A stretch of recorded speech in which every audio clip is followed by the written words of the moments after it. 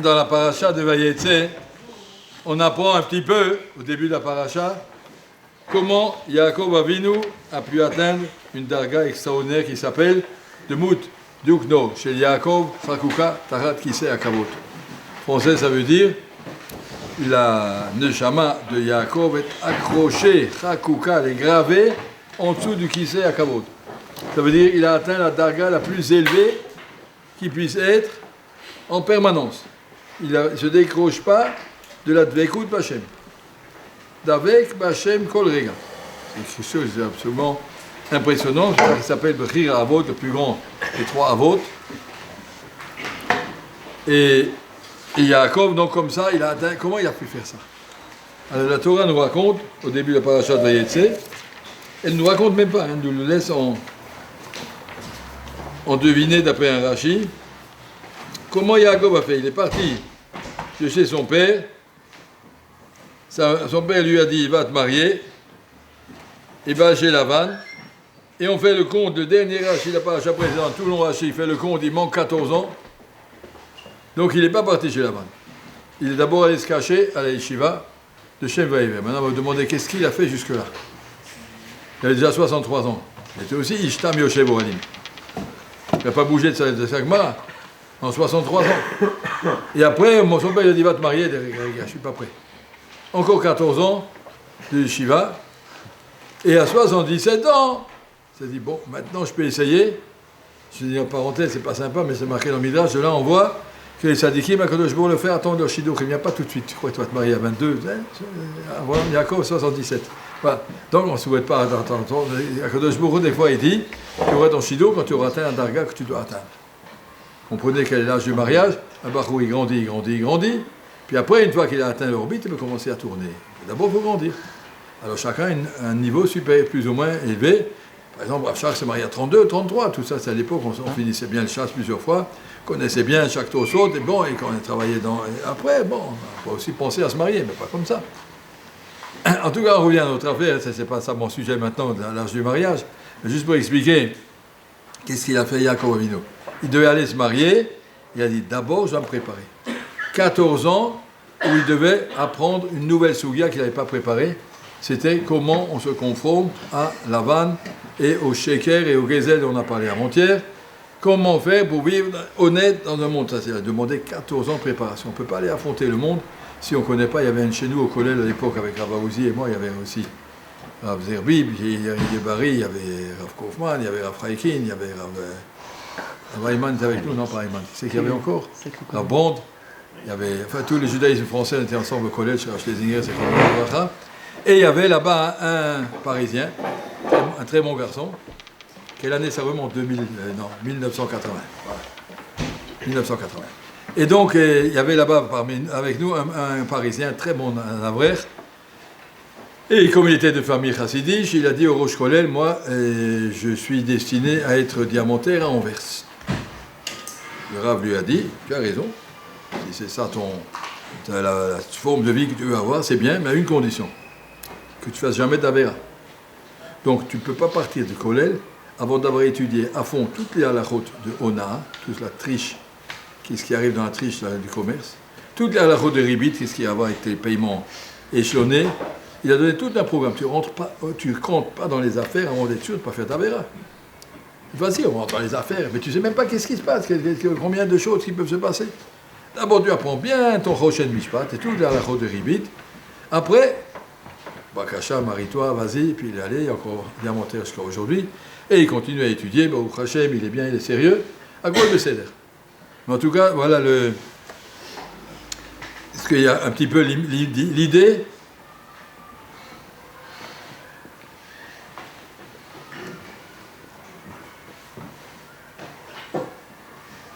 L'idée de Yaakov Avinu, on ne peut pas partir comme ça si on n'est pas prêt. Encore 14 ans de préparation.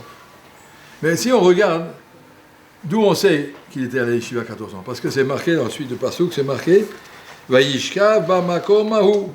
Quand il est arrivé à l'endroit du Makom Amikdash, Vayishka bamakom mahu. Là, il s'est couché.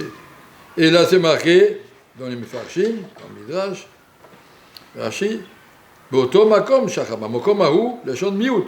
Là, il s'est couché. אבל 14 שנים ששימש בבית עבר לא שכב בלילה, שהיה עוסק בתורה.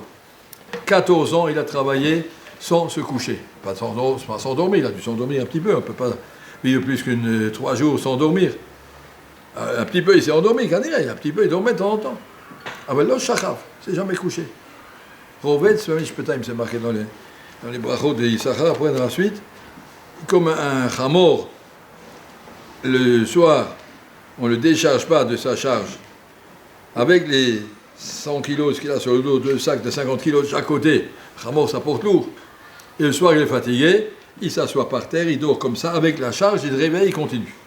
Car Talmid Chacham, c'est le bracha du Talmid Chacham, il est avec sa charge, il a toujours son torso dans la tête, et son Mishnah Boua et sa Chazara, il a toujours ça dans la tête, la Dvekout, la Torah.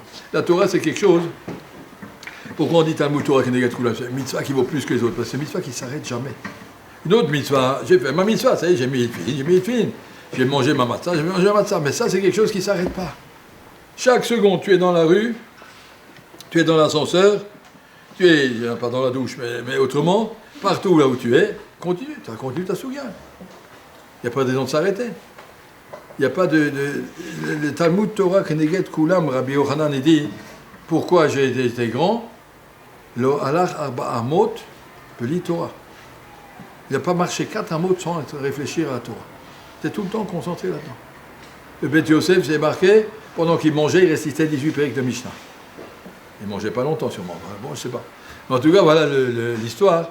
Je ne vais pas parler de Madrigot, Atsumot et Gdolot, mais juste pour comprendre, si on voit que Yaakov a atteint le maximum des sommets des trucs, c'est parce qu'il avait mis toute sa tête, toute sa vie, qui hem chayenu v'orech yamenu v'hem neegei omam v'layla, comme on le dit. Ça veut dire que la Torah, ce n'est pas quelque chose qui est en plus, mais hem chayenu. Comme tu ne peux pas imaginer que tu peux vivre sans air, ou sans cœur, ou sans le sang, tu as besoin de ça pour vivre. Tu ne peux pas vivre sans Torah. Le Neshama, en tout cas, ne peut pas vivre sans Torah. Chaque seconde, tu la décroches. C'est pour ça qu'on dit dans Tosot, quand je lis Birkat Torah le matin, même si je m'arrête au milieu, je continue, je ne redis pas Birkat Torah encore une fois. Pourquoi? Je ne suis pas fait de F-sec. C'est toujours une interruption. Je reviens, je me suis juste arrêté. Le temps d'aller faire une affaire, je reviens, je suis là, je suis dans ma souga, je n'arrête pas. Un homme reste concentré dans sa souga. Ça, c'est un petit peu l'idée quand on veut parler de Yaakov Avinu. Yaakov, la Torah nous le présente comme quelqu'un qui était, je dis encore une fois, jusqu'à 77 ans, il était dans la yeshiva, sans bouger, sans penser, et après, il a pu construire sa vie à partir de là. D'abord, on se construit, on construit sa neshama, après, regarde ce que tu peux en faire. Après, il s'est battu contre Esav, contre Lavan, avec toute la Emouna, avec Yosef, tout ce qu'il a fait, il a construit tous les shvatim, il a fait mieux. Mais ça, d'abord, il faut devenir un Talmid Chacham. Et ça, c'est le projet de n'importe quel Bachour. Si tu es à la yeshiva, on demande à un barreau, dis-moi, si je te donne un cadeau, qu'est-ce que tu voudrais avoir dans ta vie? La plupart, ils vont dire, je vais être riche. Ça ne sert à rien. Ça va t'avancer à quoi? On a fait une enquête. La plupart des gens riches, ils n'ont pas d'argent pour aider leurs enfants pour quand ils se marient. Les enfants avrechim, comme ça, de temps en temps, envoyer 1000 euros. Non, on n'a pas. Ils dépensent tout ce qu'ils ont encore et encore. Alors que n'importe quel avrech qui a des enfants en collège, il les aide. Je suis plus riche que les gens riches. Je suis capable d'aider mes enfants et les gens riches ne sont pas capables. Ils n'ont pas. Et on est obligé, on a acheté une nouvelle voiture, une nouvelle en vacances, une nouvelle maison. Ils dépensent plus que ce qu'ils ont, ils n'arrivent pas. La Gemara dit, la richesse, ce n'est pas du tout un bonheur, c'est un tourbillon. Si tu veux avoir, qu'est-ce que tu veux avoir dans la vie? Où tu veux aller? Demande une bracha. J'ai un tzaddik, demande une bracha. Grave, que je puisse connaître le chasse. Que je puisse connaître le chasse. Arriver à connaître tout le chasse, connaître chaque tosot, chaque rachi, le connaître, le répéter. Et ça doit être notre ambition. Un bachou doit savoir, n'importe quel bachou, pas seulement quand on est à l'Yeshiva, même après. Toute la vie, j'ai connu un commerçant à Paris. Il vendait des pulls verts. Le magasin aussi, c'est un bon panassa. Le soir, il rentrait à la maison, il se mettait dans le limoud comme un bachou yeshiva. Il y avait, je suis arrivé chez lui une fois, le train arrivait de Mulhouse à 1h30 du matin, il m'a dit, tu peux venir, il n'y a pas de problème. Je suis arrivé chez lui, il était en train, il avait sur la table des sfarim, il était en train d'étudier Maseret Erchin, je me rappelle, ou Tmoura. Il avait tout, les Rambam, Electrot, et tout était posé sur la table, en train de réfléchir, comme un bachou yeshiva. C'est vrai, le matin, il a une macolette, le matin, il va vendre des pulls verts. Mais il lerne, sa vie, c'est son limoud. Il y avait des shiurim, des chavotot et des trucs sans arrêt. Donc ça doit être notre vie, comprendre. Un juif est là pour étudier la Torah. Après 120 ans, on va te demander qu'est-ce que tu sais. On va demander à moi aussi, je me gênerai, mais en tout cas à vous, vous êtes encore jeune, là tout est arrivé. Vous comprenez, un barou, on ne quitte pas la yeshiva si on ne connaît pas son Mishnah Boa du début à la fin, du bout des doigts. On ne connaît pas son Chumash Rashi du bout des doigts. On ne connaît pas son Mishnah et sous le chasse. Quelque chose, des choses à faire. Vous êtes en première année de yeshiva.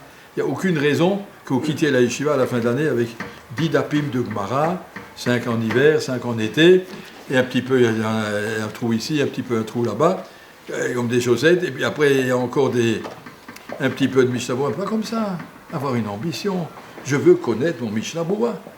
Alors, si je veux connaître mon Mishnah Boa, dès que j'ai un petit peu de temps, que ce soit le soir à 10h, 10h30, que ce soit le matin à 6h, que ce soit dans la pause, je ne sais pas, il y a des moments où on a le temps. Avancer sur Mishnah Boa, connaître à fond. On a maintenant Hanouka la semaine prochaine. Il y a 30 pages de Mishnah Boa. Et je te dis, dis-moi tout ce que tu sais sur Hanouka. En une demi-page, tu as fini. Toute la halachot que tu connais. Mais il y a 30 pages en Mishnah Boa. Il y a quand même beaucoup de choses. Hanouka, c'est pas difficile. C'est pas du Ktsois. Après connaître chaque semaine, finir toute la paracha avec Rashi, c'est pas le bout du monde. Si vous ne savez pas, il y a même des traductions pour les bêtes. Mais en tout cas, se mettre dans l'idée, je veux connaître Chumash Rashi, c'est la moindre des choses. Vous allez vous marier, vous avez une fille qui connaît le Chumash mieux que vous. C'est honteux. Je veux dire, un Dvar Torah table te dira, d'accord. Oui, fais attention, essaye d'en savoir un peu plus, connaître bien ton Chumash, connaître bien ton Mishnah Boa, connaître le Mishnah, connaître le Mishnah, on est bête, et puis connaître Nashim le Zikin, connaître à fond Nashim le Zikin. On ne demande pas d'apprendre Cholin et Shabbos et Eruvin et Psachim, non, mais au moins, comme on appelle ça, Baba Kamavan, Sia, Baba Batra, Sanhedrin, Makes, au moins ça. Et après Gitin, et Kiddushin, Yevomes, Ksubes, le Dorim, ça c'est les masertot qu'on apprend à la yeshiva. Les masertot, les savoir bien, les répéter, les connaître, avec ça, tu es prêt pour la vie, comme Yaakov Avinu a mis 77 ans. Vous mettrez peut-être moins longtemps parce que vous êtes plus doué que lui, moi je ne sais pas, mais en tout cas, on doit se dire mon ambition, je veux être riche. Je veux être riche de Torah, riche de connaissances. Il y a aujourd'hui des bachouim, ça peut être des bons bachouim, ils savent te faire des pilpoulim comme ça, ils ne savent même pas un passouk de Chumash.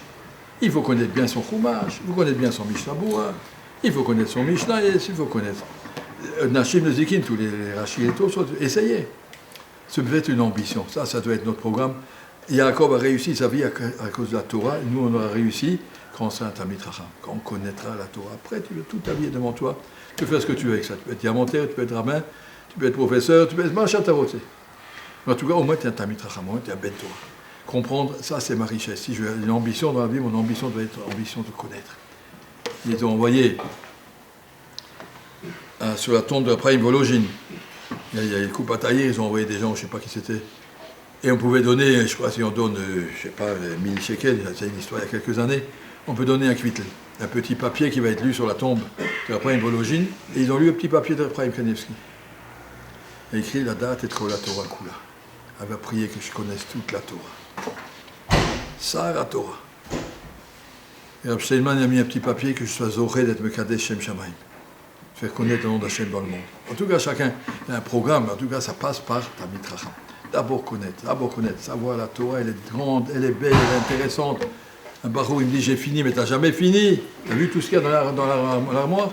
On n'a jamais fini, recommence, regarde, compare, réfléchis. D'abord connaître. Ça doit être vraiment. On veut être riche, il faut s'en donner les moyens. Bezrat Hashem. C'était pas gentil aujourd'hui.